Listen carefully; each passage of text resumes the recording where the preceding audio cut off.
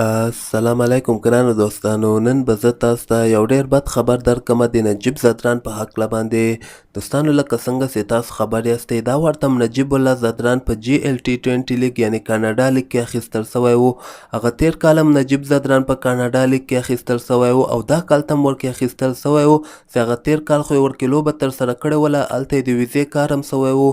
خو بدبختانه دا کال ته چې کوم کاناډا T20 لیګ چې کوم ده دغه کې به نجیب زدران لوبې نه ترسره کوي. د نجیب زدران چې کومه ویزې لپاره اپلای کړې وله هلته کاناډا ته هغه ویزه یې نه ده ورکړې. یعنې دغسې که موږ وګورو د افغانستان کرکټ بورډ ټوله غلطي د افغانستان کرکټ بورډ ده چې نجیب زدران ته یې په وخت باندې ویزې ته اپلای نه ده کړې او همدغسې ویزه یې ورته نه ده اخیستلې.